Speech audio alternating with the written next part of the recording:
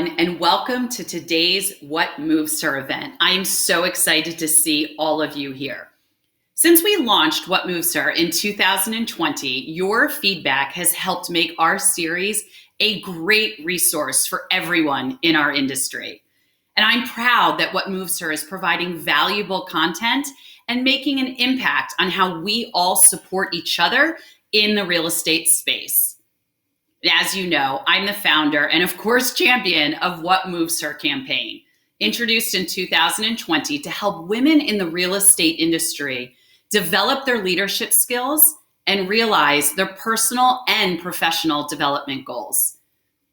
And I am a chief supporter of educating and helping accelerate the advancement of women real estate professionals who today represent over 60% of our industry. Leveraging What Moves Her as an industry-wide education tool and networking opportunity is more important to me than ever before. Statistics show that currently we are living through an extremely important time for women in the workplace. The most recent McKinsey Women in the Workplace report found that 1 in 4 women are considering stepping out of the workforce or decreasing their work role. And this is due to women generally taking on more responsibility than men, more caretaking responsibilities, and being adversely impacted by the demands that the pandemic has created on us. And it was determined that women in senior roles, working mothers, and women of color were more at risk for quitting their jobs. This she session, described as the mass exodus of women from the workplace in the past year, is a major change that has the potential to impact gender equity in our workplace for years to come. It is for that reason and so many others that we must continue elevating and supporting women in the workplace and across real estate. And I'm excited to share that I continue to advocate for this in my new role as president and CEO of the Realogy Franchise Group. And as a result of that, we just announced that Realogy is strengthening its commitment to support and educate women in the real estate industry with the expansion of the What Moves Her campaign. As part of that commitment, through new leadership programs, an expanded event series, and many more opportunities through Realogy affiliated brands and partners, What Moves Her intends to reach more women industry-wide. And our first Realogy event in May is going to focus on gender equity within our diverse communities. You're going to see more details on that in upcoming communications, so I hope you will join us to have that very important dialogue. Now, all of you here in the Coldwell Banker Network have been a leader in embracing What Moves Her, and you inspire me every day to do more. Thank you so much for all you do, for the value you bring to my work and to the industry. And I encourage you, as you lean into today's discussion, remember, you are valuable. Your opinions, your thoughts, and your perspectives are valued. Everyone deserves to hear from you, hear about your success, and hear how you can help them. So let's learn from each other today. And I'm excited to pass the stage over to Liz to get the conversation started.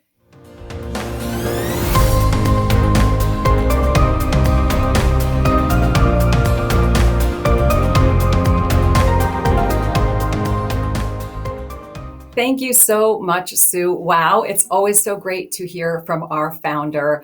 I'm excited to be here with everybody today because we have such an incredible group of speakers who have joined us and some really, really interesting content for all of you to take a look at.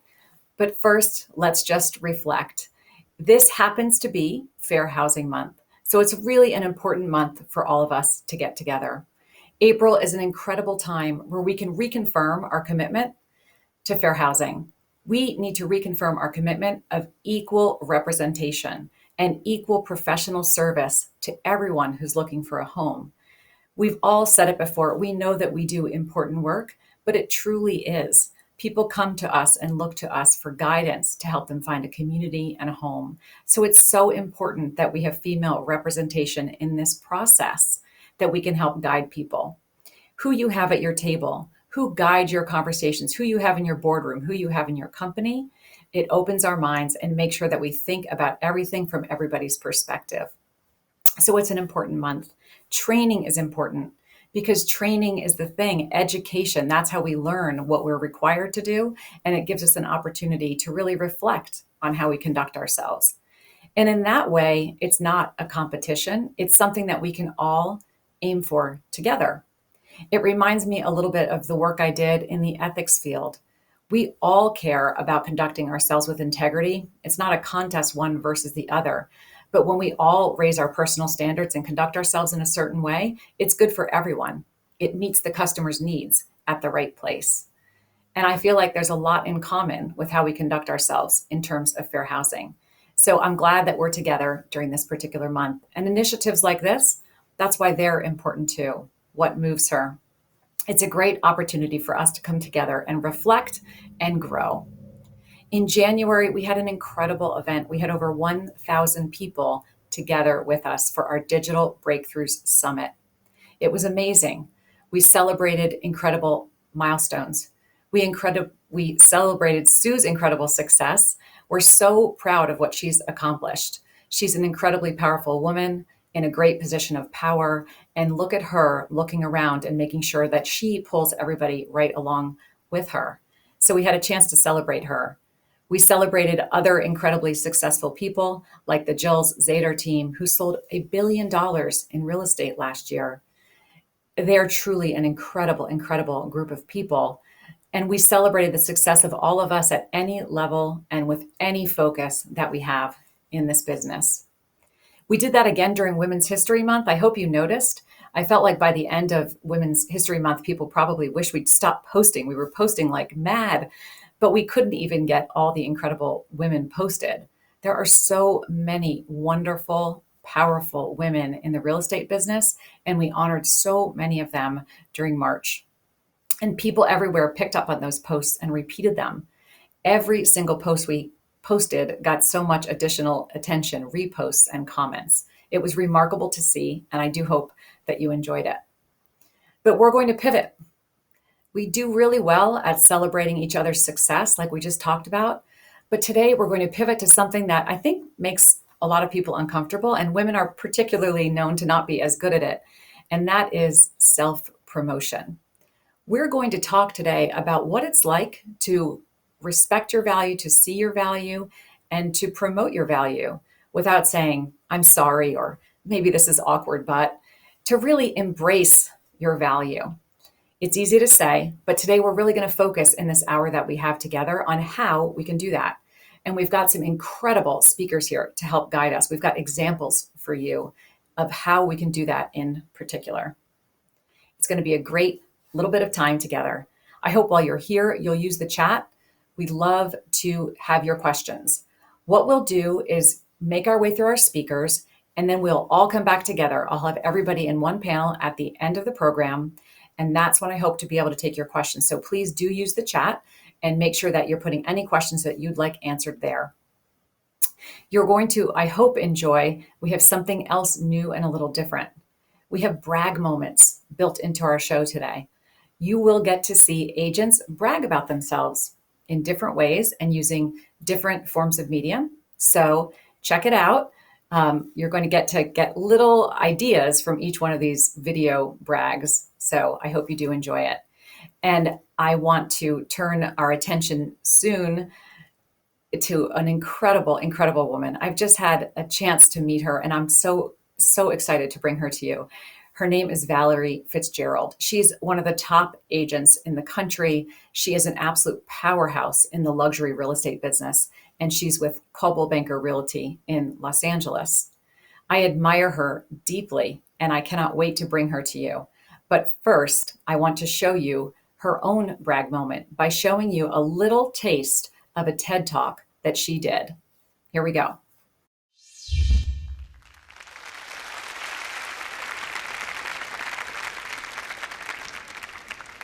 She was a young woman new to California, living in a tiny apartment with her 3-month-old baby girl. She was alone, afraid, and poor. She used to have a luxurious lifestyle as a fashion model, but those modeling years passed her by, and she had no higher education, no skills, and no backup plan. And Prince Charming, well, his violent streak is what caused her to leave New York. She looked into her baby's wide blue eyes and she said, I don't know what I'm going to do. I don't know how I'm going to do it, but I'm going to create a great life for us. I promise you.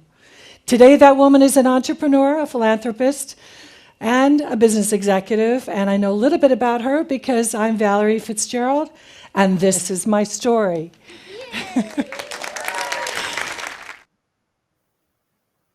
Welcome. Hi, Liz. It moves me every time I see that.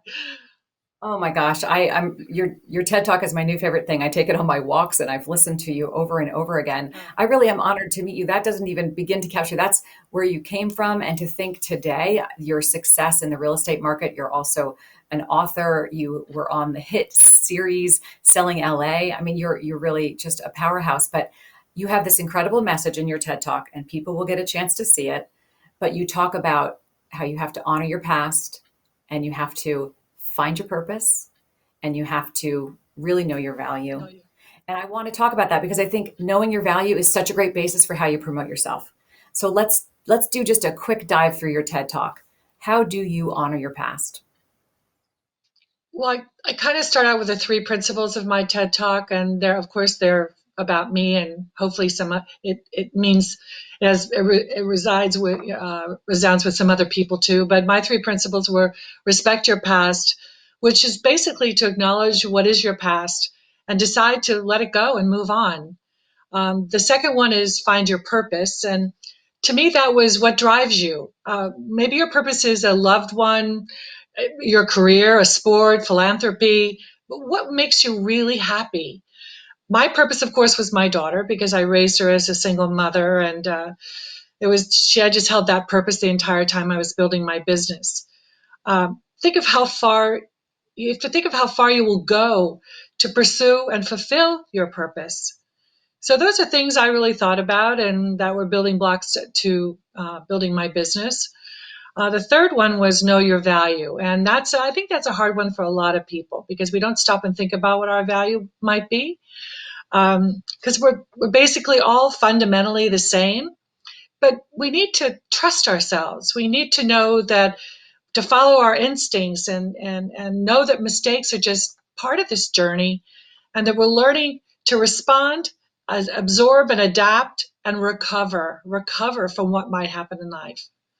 And that sort of takes me into how I do the marketing and all of that, because building a real estate business is about learning as you go along. There's really no playbook, and you test things and you test your promotion, you test this doesn't work. And, you know, It's a that's kind of. deeply and but it's such an inspiring story because and when people get a chance to listen to the entire thing, I mean, you really were facing hard times, and you got into real estate and you built this incredible business. And I hope people find inspiration in that, because it's easy to look at someone like you and think you're in a whole nother category. You know, I can try to build myself up, but I'll never be Valerie. But I think Right. that your journey is really incredible, and I think it's extremely motivational. And so you achieved some of that by you must have achieved some of that by telling your story, not just the TED Talk, but along the way, how did you get the word out about you? How did you get the to express yourself in order to earn the business, to get clients to know you? Well, I think in the very beginning, as I wrote in my book about it, is that I had no babysitter, so I had to take her with me. So I had to take my baby with me, and she was on my hip at listing appointments. I'd have her bottles in my pocket. I'd be talking to this. I'd say my babysitter was sick when I didn't have one. I would take her in the car to showings.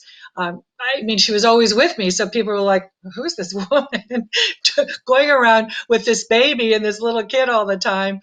I had her. I had open Sunday open houses. I was changing her diapers. One time I left the diapers in this guy's garbage, and he called me up and said, "Never do that again. My girlfriends don't like it. My mother doesn't like it, and my girlfriends don't understand it." So everybody kind of knew my story from that. Always having to have her with me. She slept under my desk when she was 3 months old, 4 months old, 5 months old. So it was just part of my daily routine was having her with me. So And it people got my expressed who you were. story. Yeah, Yeah. it told your story. I It was expressed who you were, determined, that you were, yep, determined, hardworking. very And you talk determined. a lot about resiliency too. You talk about stackers. I would love for you to share your view on stackers. Well, stackers for me are on. I remember during that time there were so many issues that come flying at you. You're dealing with no money, that you're trying to learn business, you've got a baby, you've got so many things going on. So stackers to me were all things that were unresolved circumstances that were unresolved, issues that I would say they would just stack up and stack up and stack up. And I would always say, because I couldn't always deal with all of them at that moment, I always say I'd put them in a little box inside my chest. And I would say, okay, I can always go back and visit that one later. But if you don't start to resolve them over time, the stackers seem to stack up until they fall over and you fall apart. So that's what I call were my stackers. And I don't know. I think that you if you don't deal with them eventually and you keep them inside, then they're just going to stack up until they fall over and you fall apart. And at the same time, dealing with all those things, you learn that you have the resiliency to deal with them. You get a little bit stronger through all those things that you faced. And you're certainly an example of that. I think you're very nonplussed. I don't think anything could come at you that you couldn't handle with absolute grace. So I think you've turned your challenges into your strengths, which is a really impressive thing to see.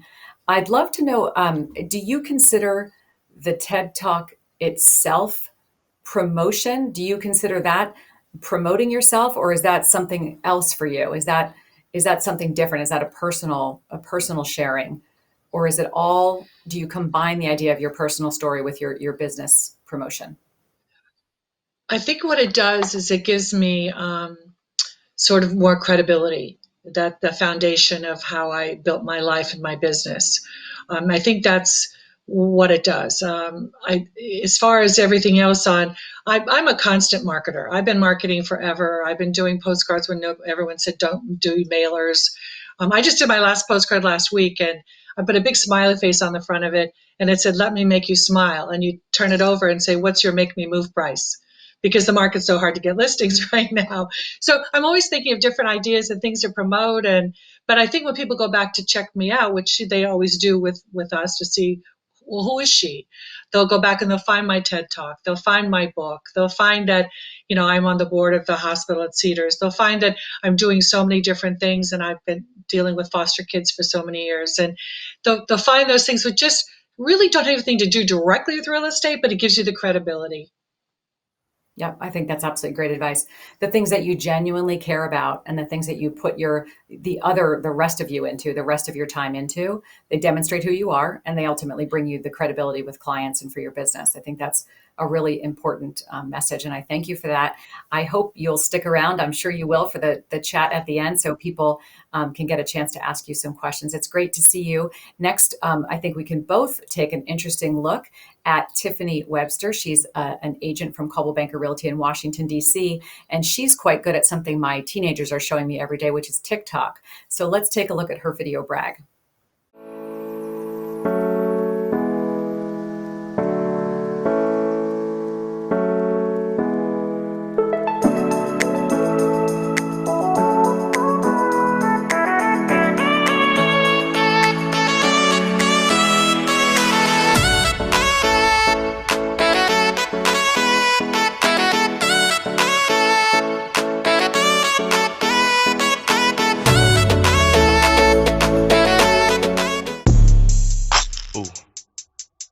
Ooh, what? Oh yeah. Them hits don't make no sense. Ooh, damn. Makes it hard to breathe. What's come over me feels like I'm somebody else. So just don't get overwhelmed, and you'll make it out, then you'll be just fine. I promise you don't have to worry about a thing. Don't let it break you down, you got me by your side. And when you feel the difference, it'll be night and day, night and day. Molly, how about that? Are you in TikTok? I am not in TikTok, but gosh, that makes me want to be in TikTok. I found myself dancing during that. So Absolutely. It's so nice to see you, Molly. Molly is an absolute powerhouse from Las Vegas, Nevada, Coldwell Banker Premier. It's really great to be with you. I always enjoy seeing you. it's good to be here, Liz, and I'm excited to be and honored to be on your panel. Well, I think you're fantastic. I've gotten to spend a lot of time with you in person, and I always enjoy you. And you have such incredible presence. And when I think about you, I think that you must feel many people looking up to you. You have many, I'm sure, very talented people in your business, but I would imagine that you are looked to. So I think that you're probably an example of embodying the business, promoting, your company just by who you are. What do you think about that? Do you feel that pressure?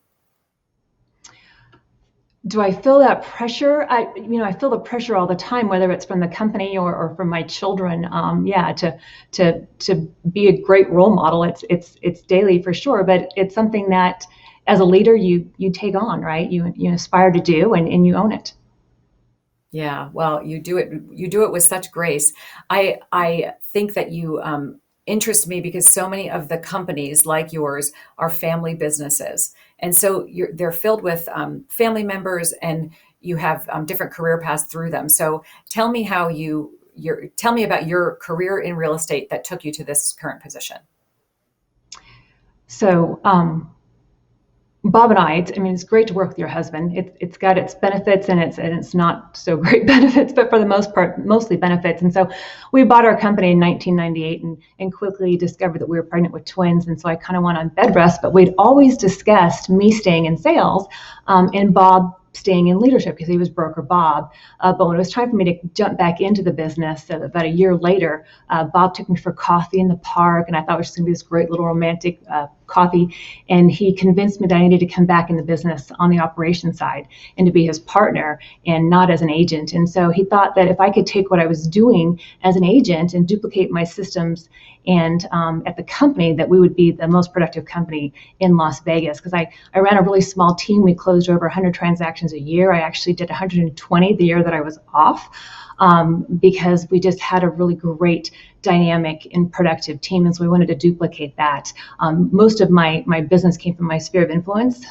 So everybody was very well conditioned to refer me business, my past clients, my family, my friends. I guess I was unapologetically promoting myself all the time. It was Molly K Inc. And I just always expected that business to come in, and it always did come in. And so it's been we had to define our roles early on. We had to make sure that we stayed in our lanes. If we wanted to have a great family and a great marriage, we had to agree to trust each other and respect each other. And so it's been really, really a great career for us. So because you have such success on your own, you have the credibility, the business credibility. Have you not had the issue that many women have, which is if you find yourself in a family business or you're in a position of power, but you're within a family company, some people may feel that sort of imposter syndrome of, are people thinking I'm here because of, I'm a family member or something like that. Have you experienced that or not? Because you really have this incredible history of your own and accomplishment of your own in real estate. Well, I came into my role with 8 years in sales, and I was the number one agent at our company. But during that time, I was dating and then marrying my boss, right? And so there was always that, well, she's the number one agent because he's giving her all the business philosophy that would bounce back and forth. So I had to overcome that a lot as well. And I used to say to Bob, if they're going to think it, then just give it to me. I mean, let's make more money doing it then. But he would never refer me any business. And so I had to overcome that from that standpoint. But I think there's always been male dominance, right? And so the imposter feeling comes from just, even when I was younger, I really didn't have any female role models. There weren't any, because men were always pretty much leaders when we were younger. I mean, I had female coaches from time to time, and mainly it was men. And so my mother always said to me, believe in yourself.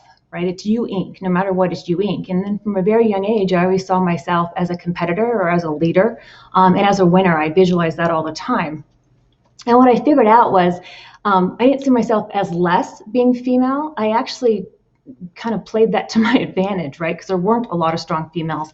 And so if I dressed up for the part, whether I was playing a sport or giving a presentation or winning business, I was always dressed for that part, right? And if I perfected my skills, I was the best at it, and I was really prepared, ready for objections. But I figured out quickly that people will listen and they'll respect you, and especially men. Men really, really were more in tune to what I had to say right away if I showed up very ready for that presentation. And if they didn't, then I just figured out a way that I could outsmart them or outplay them or outlast them, right? There was no weakness because I was a female. And so I think I had something to prove a lot when I first got in the business and growing up. And I figured out that if you suit up and you skill up and you show up, that's 80% of it, because a lot of people don't do one or any of those. So it was really, really important for me to do that. And I brought that to our organization too. So we focused all the time on delivering great information, on making sure that you're able to regurgitate statistics and market statistics, because if you're seen as the expert, as the advisor, you're going to generate more success. You're going to generate that respect, whether it's male or female. And then also too, from a mentorship within our organization with our females, oftentimes I would be stopped in the hall saying, Molly, how are you doing this? How are you having a great marriage and raising 3 girls and running a company and being on boards and not looking frazzled all the time? So I started a series called Inside Molly's Mind, and it was a safe zone where our female agents could come, and we met quarterly before COVID, and I'm looking so much forward to getting back to that. But we would meet, and I mean, when you've been in the business like I have for 30 plus years and raised 3 daughters, there's a lot that I can share, and I really enjoy the mentor series where we've got the women in the room and everybody leaves empowered, because what we've figured out is that we're not alone. We're all going through this together. And so the more that you can share that and figure that out with your colleagues, the better everybody is. And it's really been a great series. Yeah, you are such an inspiring leader. When you're picking those outside positions, like the board positions, are you doing those with things that interest you, or is that with are you trying to chase a certain line of business? How do you approach that? Because it's a bit of promotion as well. That's a great question. It's absolutely promotion, right? So, but it can't feel like it. It has to feel natural. And so the only way that it's natural is if there truly is something that you're interested in, right? You can't have an agenda going into a board position. You can't think that I'm going to do this just so I can get business and be selfish about it, because they'll figure it out, and it won't feel great, and you won't be as involved. And so finance has always been a big thing for me. So I sat on the board of a bank for years and years and years. My mom always said to me, you're in your perfect right spot, your perfect right moment. And so I've moved through boards, through charity boards. Women's Development Center was a big board that I was on for a long time. And then I ended up on a hospital board. And when our twins were born, they were very sick. And so medical's always been really big in my past. And now I'm actually the chair of the hospital board. And so 15 years on that board, it's been perfect for different situations in my life. And I've given to them as much as they've given to me. So it's rewarding to be part of boards that you also have a deep connection with and a belief in. And I always say, do things that are in the industry, but also look outside the industry. I founded a Rotary Club. I was 25 years old, and I founded one of the local Rotary chapters. And it was business people that get together on a regular basis. So expand yourself within and outside your business. And you're never finished with that journey. Every time I talk with you, you're taking on some new challenge. And you've talked about raising girls. We both have twins, so we talk about our children. How have you taught your children to be humble? They live in you have such success, and how do you teach them to be humble and yet proud of their accomplishments and aware of their own skills like you are? It's another great question, and it's really hard to do sometimes. I think grounding your children, regardless of, Bob and I grew up pretty poor, so we're passionate about making sure that they appreciate what they have and respecting that, right? So, but role models everybody's looking at you and watching you, whether it's your children, your niece, your colleague, one of your agents, you're always being watched. And so it's hard to be always on, especially after long days or you've had a difficult client. But I definitely had my mom moments, right? So they've seen me be human and just lose my stuff. But it's what you do in those moments too. And I think relationships, whether they're with your children or anybody else, they're earned and they're nurtured and they're grown, and then you get the respect from them. And so I push my girls harder than anybody will ever push them, and I still do. And they're all in college and graduated, but they still call me and they'll say, "Mom, I didn't quite understand it, why you were pushing so hard, and you never let up. But now that we're where we're at, I just want to say thank you, because we ended up at great colleges. We're going after careers that we know and enjoy and love." And I also taught them to go where they're celebrated and not tolerated, right? You want to be lifted up. And so many times we find ourselves in organizations and companies and relationships where they're just being tolerated. And that's not okay, because you're never going to be the best version of you when you're just being tolerated. You want to be lifted up. So you want to continue to do that. And then another kind of Mallhamism, I guess the girls' friends always say that, is that you've got two things in life, and that's choices and consequences, right? So we make our choices and we have to live with those consequences, but it's okay if they're not great choices. It's okay if we fail, because in those failures are the successes. That's where the growth is, right? So make those failures. Make them quick. Don't spend a lot of time on them, and figure it out and move on. But definitely make those failures and win from them, because nobody's going to determine your life but you. You've got to earn your own world. Nobody's going to make your world for you. How you show up is all on you, and what you do is completely on you. And that can change. That's great, because we have chapters in our life. We're always changing, but it's 100% on you to make sure that success is yours, and you've got to own that.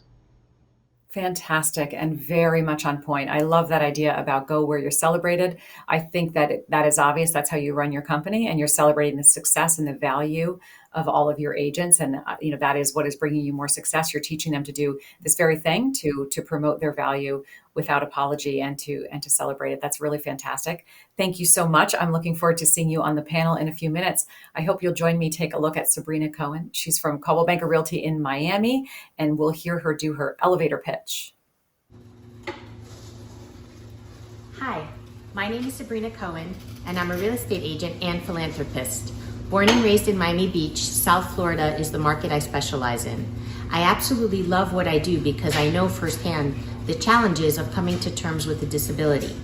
15 years ago, I started a nonprofit organization working in partnership with the City of Miami Beach to develop more inclusive, accessible spaces in the outdoor area of the ocean and the beach to help people enjoy the benefits of the sun and ocean like everybody else.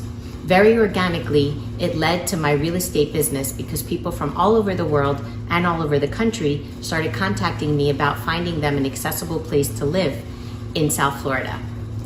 My niche market is the Miami Beach, Bal Harbour, Aventura areas, and I absolutely, again, love what I do because nothing is more important than having a comfortable home and space to live in, to work and thrive from.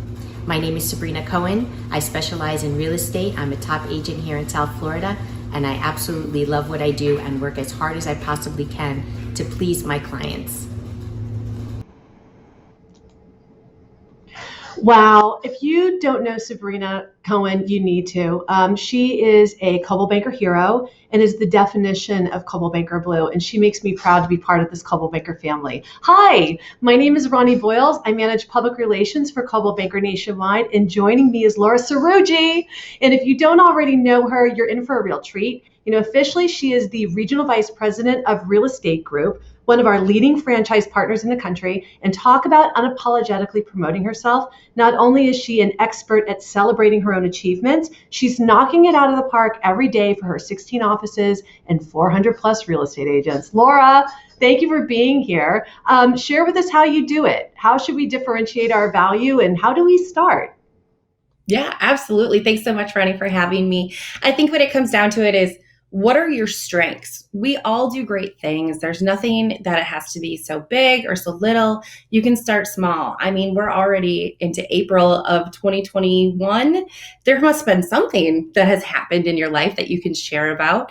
I especially loved how the prior, they were just talking about being on hospital boards. It doesn't have to be your sales. However, know your sales. Ask your managing broker, look up broker metrics or whatever you might be using. Just know it, write it down, put it on sticky notes, whatever you can do, but know it, memorize it, and absolutely write it down. Yeah, and that's a good point about it doesn't necessarily have to be sales and also knowing your sales, because I think about, agents who are new to the business who don't have those big sales records that they can tout, like the Real Trends rankings or America's Best. But there are opportunities for them to take advantage of. I'll tell you, when I was completing this task for myself, my obvious brag is the number of media hits the PR team obtains each month. And I have to bring it up specifically because I have a captive audience.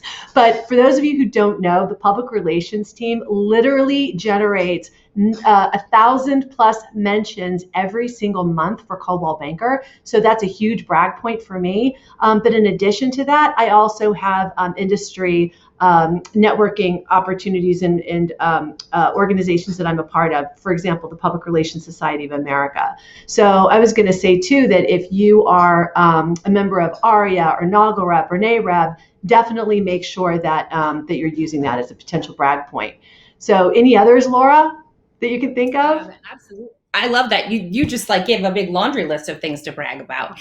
But really, I mean, that's just a great way to differentiate yourself, Roddy. But you don't have to be number one. I mean, we have a lot of top agents in our industry who can shout from the rooftops of number one in this, number one in that. But what differentiates you? What makes you different that you can stand out and be known for? So, for example, we have an agent in our Appleton area, Fox Cities, let me rephrase that. And what she did when she was getting started in the business would go and do Fox Cities Fridays, where she would interview boutiques, bakeries, dairy farm, wherever it might be. Hello, we're in Wisconsin, right? And so she became known as a local expert. And without much time, she clearly rose to being one of our top agents. So she didn't necessarily make it about real estate, but she made it about the community that she lived in. So what it really comes down to is, what do you want to be remembered as? What do you want people to think of when they hear Ronnie or Laura? Mm-hmm. Those are some great points. So thank you for that. So key number one, everyone, write down those key differentiators about you. Think about those top brag points that you can add. So once we identify what differentiates us, the key is to spread the news. And we have so many outlets today to do that. And obviously social media is an easy one. I think about what we just saw from Tiffany Webster. I mean, how fantastic was she on TikTok?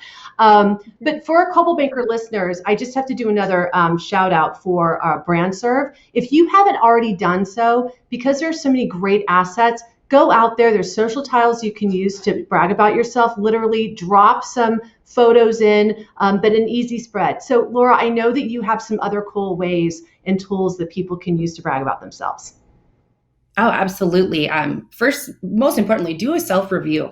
When was the last time you Googled your name? What are you going to find out? As Valerie was talking about before, when they look her up, it's more than just the TED Talk or her book. It's going to be her involvement with the hospital. So absolutely every few months, make sure you go and research yourself, because you never know what you can find out there. But it's more than just having a presence online. It's checking in with those clients and your social areas. So whether you're at a closing, take your phone, do a video real quick of, celebrating your success. People want to celebrate with you. If you're not comfortable doing posts socially, I'm a ninja at heart. People want to work with you who they know, like, and trust. So absolutely, if you could do those handwritten notes to them, maybe throw a CBX market update into there, and just be top of mind, and so that way you can be real estate and relationships. Keep it going. Yeah, no, I love those market updates, and I love the idea of people placing them on social media, particularly on places like LinkedIn. It harkens back to those days. Remember when everybody was driving in their car and doing these real estate videos? I love the idea. Don't do it. One, because people have already done it, but two, it's not safe. Like Laura said, go ahead and stand in front of a big, beautiful house and do it. But I definitely love that idea. So in addition, I think one more item that I think that's really helpful for people is making sure that you're engaging your sphere to serve as your champions and acknowledging your success. So Laura, what are some ways we can engage our audience and our sphere? First and foremost, do not be afraid to ask. You just spent minimum 30 days, most likely a few more months with working with these clients. You've created a relationship. Why wouldn't you share in that? And it doesn't necessarily have to be your clients. It could be friends and family. All you have to do is, personally, back when I was still selling, we would create a link of here is a thing to Facebook, here's the thing to Google, here's the thing to LinkedIn. Please, send us some love and sharing the experiences. It's more than just getting the feedback. It's just ask them, how did I do? Was everything fine? It's put that out publicly to have it, more self-promotion out there. No, that's great. And I know for personally, when I introduce one of my agent friends, when I'm out and about networking, and this is obviously pre-COVID, I would always start with a brag point about them. Obviously that's what makes me good at my job, but your best friend can do this for you too. Hey, have you met my friend Laura? She leads sales for one of the largest, most successful real estate franchises in the country. You're going to love getting to know her. So definitely make sure that you're asking your sphere to do that. Ask your husband, your wife, your partner, and your best friend. So tell me, what are some cool homework we can give to our audience here to help get them started? Homework. Oh, that word. My managers are probably cringing if they're on here right now. Like, not one more thing. It's simple. It's almost too simple, you guys. 3 to 5 brag points. We just went through Leadership Academy this past week. And one of the things in there was finding your leadership narrative. Google it. Honestly, it's going to give you 20 different great words of what you can use in your brag posts, I guess you could say. So, but here's the homework part. 3 to 5 items. What do you want to brag about? Post it socially, and I cannot wait to see them all. But in order for us to all see them and share and comment and give you love, because we're all about supporting each other and being champions of each other, do hashtag CBWomen and hashtag what moves her. So that way we can share in the love and help support each other. So I'm so excited. I can't wait to see them. I already have mine ready. Speaking of Post-it notes, always there. No, I'm telling you, this is how you make things go viral. So this is what I love. And I'm just going to reiterate what she said. Go ahead and pick out your top key brag points. Okay. Easy homework this week and next week. Post them on social media. Go out to Gen Blue Facebook group. Go ahead and do it on your own page and make sure you're using those hashtags. Again, hashtag CBWomen, hashtag what moves her. And your other job is to go out and, like a heat-seeking missile, go in and find those other women who have also promoted their own brag points and like it, share it, celebrate them to the rooftops. I'm telling you right now, it's going to go viral. And what's going to happen is all of the people who weren't on this call are going to see it all over social media and be like, what did I miss? What's going on? What's this cool what moves her? Why are all these women celebrating themselves? So I think that that's something that we could definitely do. Absolutely. So just to recap again, make sure you identify your brag points. 2, identify the tools that you're going to use to brag about yourself. 3, involve your sphere. And 4, do some amazing, incredible homework. And Laura, thank you so much for being with us today. This has been so much fun. You're amazing. Thank you. Now, our next presenter needs no introduction. She is outstanding at self-promotion. Let's watch. Hey guys, I'm Katie Day, team leader of the Moving to Texas team with Coldwell Banker Realty here in Houston, Texas. My job as a real estate advisor is to ensure that prospective homebuyers and sellers are equipped with information they need to make the best decision for their future. In fulfilling that responsibility, I provide real-time market updates highlighting the peaks and valleys of the real estate market. I set forth tips for buying and selling, everything from the best investments to making your home to securing a pre-approval to real stories from the trenches of real estate showings. Also, I love Houston and everything it has to offer. Because you need to love where you live, I'm committed to showcasing neighborhoods and local businesses from all over the city. Real estate is my passion, and through real talk and real information, I believe I can make a difference in the real estate journey for buyers and sellers.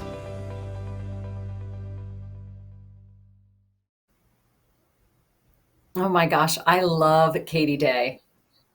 I have some of her in every single part of my day. I check her out in social all the time, so it was great to see her. Great job, everyone. It's nice to have you all here at one time. Maybe we'll wave. It's hard to all talk at once. I'm glad we could be together. I'm over here taking notes. That little workshop was fantastic, Ronnie and Laura, so thank you. I do have a few questions from the audience, and I have a few questions of my own. Laura, you seem to me always confident, always ready. There are pictures of you out there jumping into people's arms or catching people. You know, you're infectious and always ready. I think of you as very confident. Are you, or is there anything you do to get yourself in the frame of mind? Because you have such a great frame of mind for this type of program. Thank you. I really do appreciate that. No, I'm happy I look as confident as I can right now, but you better believe when I was dancing on stage in Chicago in my Madonna outfit, I rehearsed that thing for hours. Oh my goodness. To the point where Cecily Strong's like, Laura, during your rehearsal, you need to still lip sync. Don't just dance. So, I take a lot of big sighs and I move forward, but you just got to go for it. You really do. What's the worst that happen? You laugh at yourself? Come on now. And then you got an amazing group of people who surround you. I have amazing cheerleaders. So even if I fail, I've got people to help pick me back up. So just go for it. That's awesome. Well, I think you inspire other people to feel that way because you have such confidence and natural joy. And I think people like you make other people feel at ease. So I think it's great, whatever you're doing. And it sounds like you do get yourself a little bit ready to feel pretty good if you're practicing your dancing or whatever it is. That's awesome. And Valerie, you shared with me that you think it's really important. When we were talking before today, you shared with me how important it is to stay curious. And I thought that was really great because you said that leads you to the next thing you're interested in. So how do you stay curious? What are the topics that are interesting to you that allow you to keep developing your credentials? I think what happens is I look every time we do a piece, I'm never satisfied with. I want to see what else it could be. How do you make someone smile? How do you make someone engage with you? Is it through our social media? Is it through our mailers? Is it through my weekly newsletter to 50,000 people? I mean, what do we add on there? How do we add to someone's life? I'm always curious. And then we also measure the results. So if people are looking at our lifestyle pieces, or they're looking at my mailer, or they're looking at different things, then I'm always looking for something else to share, something else to create, something else to do. So it's every day. Every day's different. Every day's a new day. Every day's got a different reaction. That's what's good about this business. It's never the same. It's very different every day. Yeah, I think approaching life like a student with a great deal of interest in people and ideas. I think it continues to serve us all well. Ronnie, it was fun to hear you talking a little bit about credentials and finding brag points. I love that. It's on my notes here. But your job, you're often bragging about other people. You do an incredible job bragging about a company and bragging about agents. What's the balance between that and you also need to have credentials so that you come across in the right way? No, absolutely. And I think it's really important that you be very conscious about that, particularly for someone in my role, because that is my job, is celebrating other people's successes on a regular basis. So it's important that I do that. I do set aside time. I make sure that I not only am I celebrating my success, but also my team. We work together. But it's a point, and you need to be mindful of it. At the end of the day, this can impact your salary. And it can impact your long-term success. So you need to make it a point to celebrate yourself to the rooftops, because if you don't, and if you don't get your champions to help you do that as well, you're not going to be as successful as you could potentially be. Yeah, I think and you do such a great job. You are such a great guide, but you hold yourself with such polish that I think even when you're coaching the rest of us, we can be a reflection of you. So I think you set a really great example. And it's true. And Molly talked a lot about that, just being so together and so polished and so prepared and so studied that you sort of, you rise above the question because you have that level of preparation. I think women are particularly serious about that. They like to feel very prepared and it serves us well. Molly, because I admire you so, but do you feel like you can teach your agents to each have their own unique story? Because I know if I worked for you, I would want to be you. So how do you encourage people to find their own selves? Oh, that's very flattering, but I mean, everybody has a story, right? So if you ask them enough questions and cause them to believe, I mean, you got to believe in yourself first. If you believe in yourself, then your story is easy to tell, right? It's super easy to self promote. I mean, I think we're raised to be humble, but self promoting is not really humble, right? So it's kind of counterintuitive. But there's so many things that everybody can just, as Laura picked out earlier too, big or small, find something that can highlight you and talk about that. It's very easy to do that. You don't have to talk about yourself. And I'm not a big person to talk about myself either. It's not something that Bob or I do at the company. We celebrate our agents and our leadership all the time, but we don't really celebrate ourselves as much. So you don't have to talk about yourself, but talk about what you do. I always say don't have commission breath, right? If you are just doing the activities and talking about the market and celebrating other people, then the dollars will come. All that follows you. And so when people post on social media, it's me, me, me, me, me, I tune that out. But if they post something that's interesting, that's going to grab me, that's about something that's going on in Las Vegas or in the country or market stats or something, then I'm going to pay attention to that. And so it's easy to self-promote without being direct about it. It's really great. And Valerie and I talked about that before today, just the idea that there is a lot of storytelling that we do once we have found our story and we're sharing that, but that's not necessarily the story that you're sharing with the client. That's not necessarily that interaction that you're having with the customer. And Valerie, you really made that point to me that a lot of what you're doing isn't necessarily how you would interact in earning business. That's right. I mean, I don't go to a listing appointment and tell them, how I struggled with the baby and built my career that way. We don't discuss that at all. But it's, I think it's more, I think you have to be aware as you're going along that everything has a story. We have a story. The client has a story. I actually want to find out what their story is. So when I'm with them, I want to know what's the best thing that they liked about living in that house. So if it's a buyer, then you ask them what their story is, what their life is. So you try to make something of their story to give them what they need so that we have a good relationship.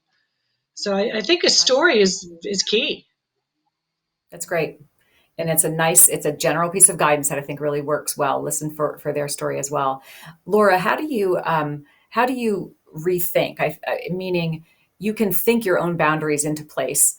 It's important for people to rethink those boundaries that they may have created. So as you've changed roles over time, do you have any way to encourage people to think beyond, the immediate pond they're in? Yeah, that's actually really interesting because we're working on that with my son right now on, rethinking things, catch and release. And you're not always at the end point. That might be up, it might be lateral, it might be down. Always being open for those opportunities. That's a really good one, Liz, though, because you tend to get stuck sometimes and you have to how am I going to make this my own? How am I going to do the best job I can with what I've been given? And just go with it unapologetically. I'm sure Ryan's probably shaking his head at me right now, but honestly, you just got to go for it. And it's okay to pause, but as long as you can see the next few steps ahead of you, go with it. And if all else fails, just have your girlfriends over for a cocktail, and I'm sure you'll figure it out then too. Absolutely. Seek help. I love that. Seek different perspectives.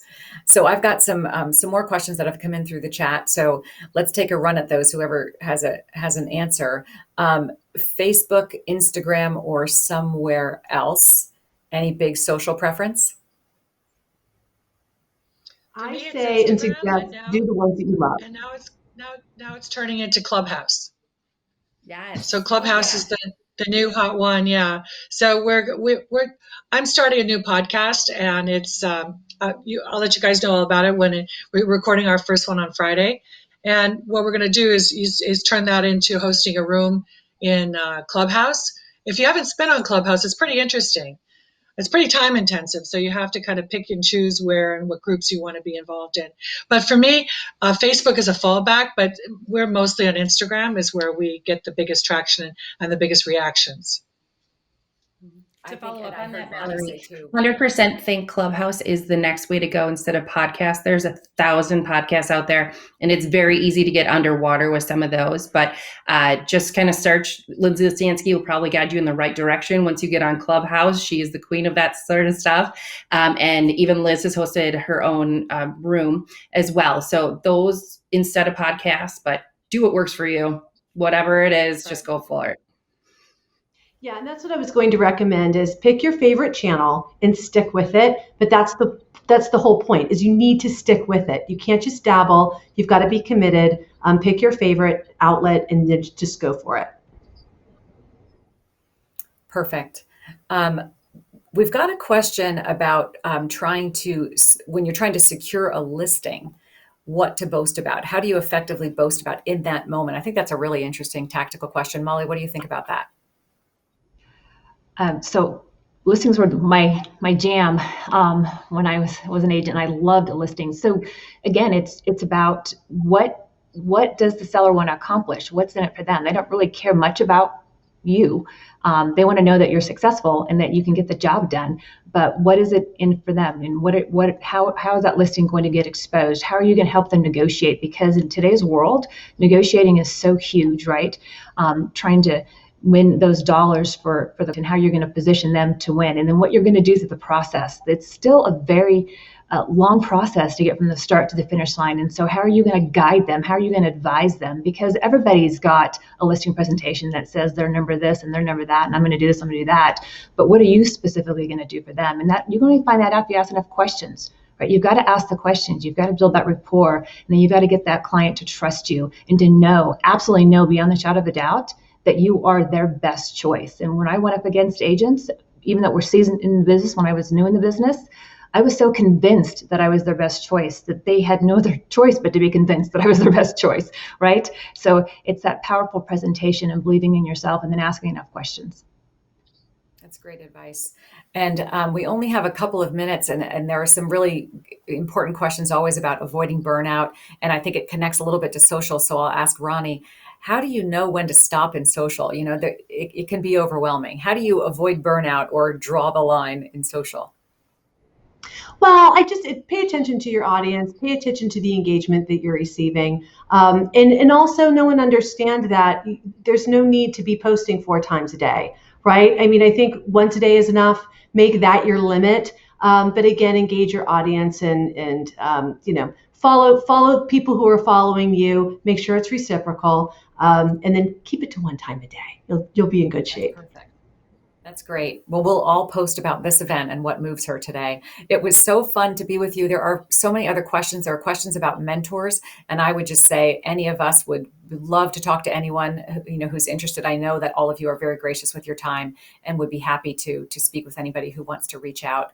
Thanks so much for sharing your ideas. There were many. We will have to write up and post about all the ideas from this program. And thank you for your time. We'll see everybody again July 15th. It's a Thursday for our next event. What a pleasure. Have a fantastic day. Thanks for spending this hour on you and figuring out how to promote yourself without having to say you're sorry for doing so. Have a great day.